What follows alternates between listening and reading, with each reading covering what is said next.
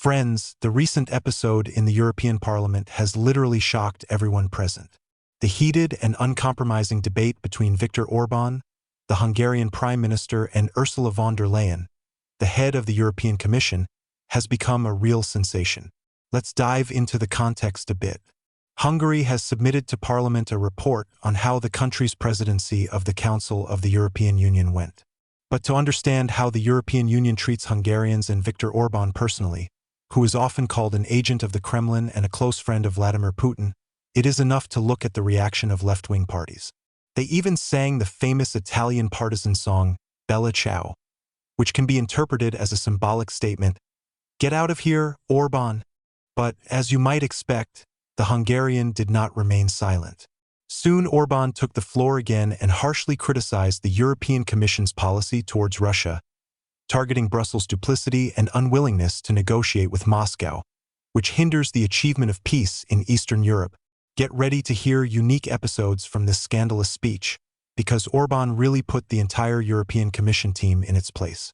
But before moving on to these highlights, I want to share my thoughts on what is happening in the European Union and on the prospects for resolving the conflict in Eastern Europe.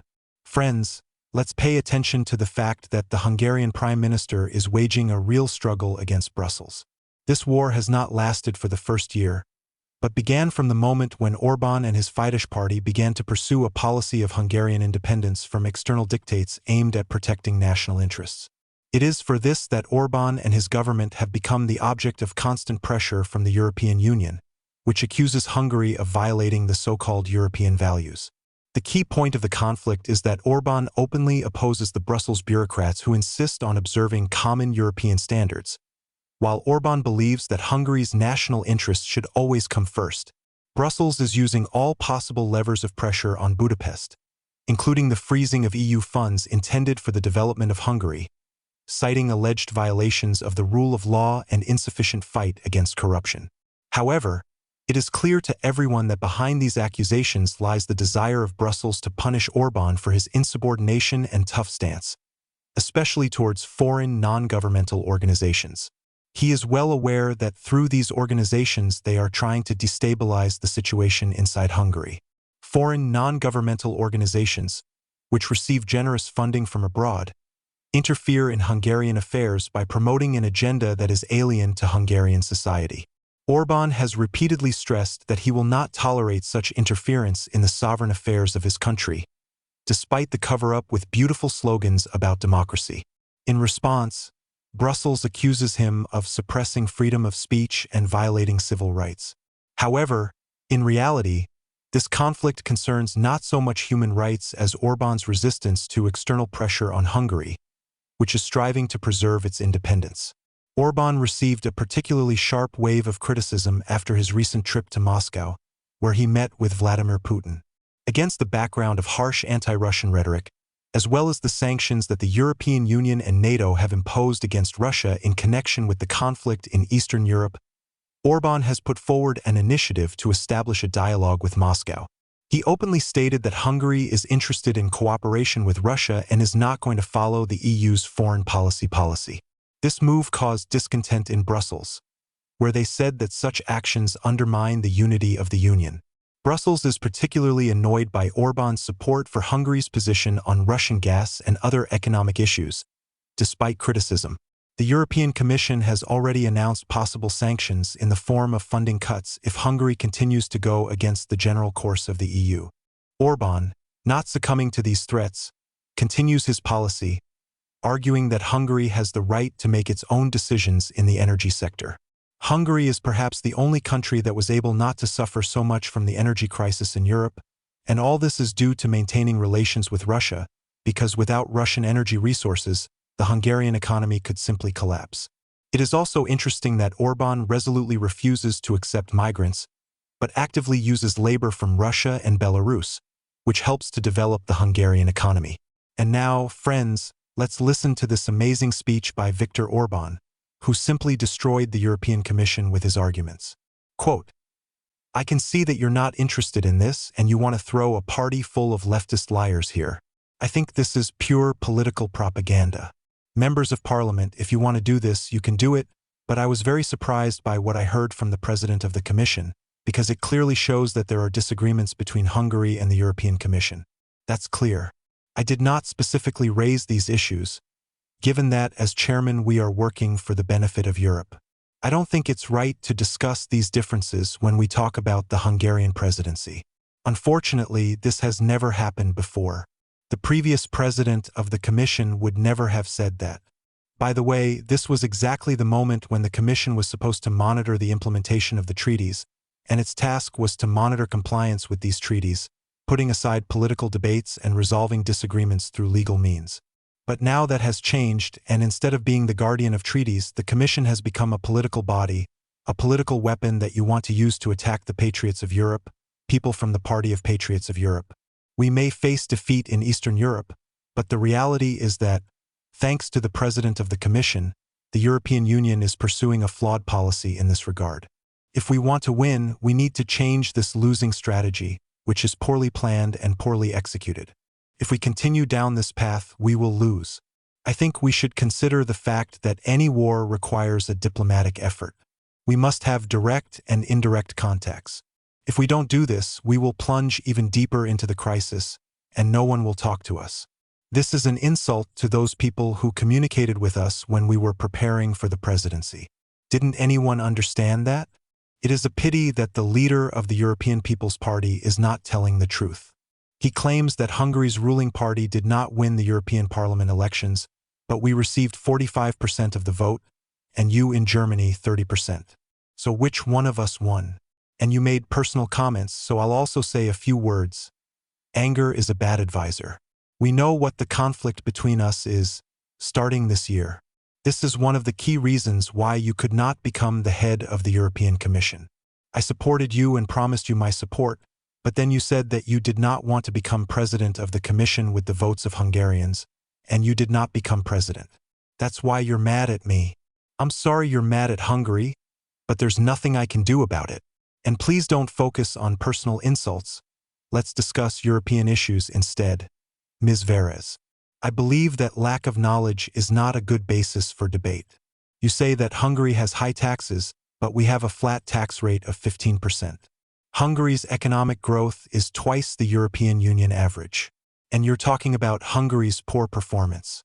Aren't facts important to you? I see that a member of parliament from France does not like the Hungarian constitutional system. You have to accept the fact that we have the right to our own constitution. Our constitution protects families. The Hungarian constitution protects marriage and children, and our constitution says that marriage is a union between a man and a woman, and it also says that the father is a man and the mother is a woman. You can't dispute that. Now about the corruption allegations. I have to reject them. We could exchange personal attacks on this issue, because I think that this body, the European Parliament, has a certain expertise in corruption issues. Do you want to talk about corruption in any member state? Are you serious? Last year, we employed a total of 7,000 Russians. And what about Germany? How are things going there? 300,000 Russians work in Germany, and then you accuse us. There are 100,000 Russians working in Spain, and then you reproach me. 60,000 Russians work in France, and then you criticize Hungary, where only 7,000 people work. Is it fair? Now about economic relations. Hungary conducts trade transparently. What about your countries? You can see that many countries where you came from are bypassing sanctions through Asia and continue to trade with Russia. I'll give you the numbers. Every month, the European Union exports billions of dollars more to some Central Asian countries than before the conflict between Russia and the famous country. Why? Because this is how they circumvent the sanctions. German, French, and Spanish companies are avoiding sanctions by doing so. You also mentioned energy. Western countries initially bought 8.5 billion euros worth of oil from Turkey and India during the war. This is hypocrisy. In the 23rd year, Western countries bought 44% more than before. The tax revenues of these companies were transferred to the Russian treasury. Then you accuse us of being friends with Russia. You're right that I didn't come here to read you these facts. I had no such intention. I have come to present the program of the presidency, and I would like to say that there are problems. I would like to tell the faction leaders that there are problems with the competitiveness of the European Union, that the migration problem needs to be solved, and the Hungarian presidency has ideas. We would like the parliament to support us in this. That's why I came today. But you decided to turn it all into a political confrontation between the parties. I think it's very unfortunate. If you attack us, I will defend my country." End quote. Friends, the hypocrisy of the European Union has reached new heights in relation to Viktor Orbán and Hungary. With enviable persistence, pressure is being exerted on Budapest for its refusal to break off trade relations with Russia, while it continues to actively purchase oil and gas from Moscow. It is difficult not to notice the blatant double standards in matters of sanctions. What exactly Viktor Orbán so loudly declared in the walls of the European Parliament? The numbers speak for themselves. After the outbreak of the conflict in Eastern Europe, imports of Russian gas and oil to the EU not only did not decrease, but even increased by almost 50%.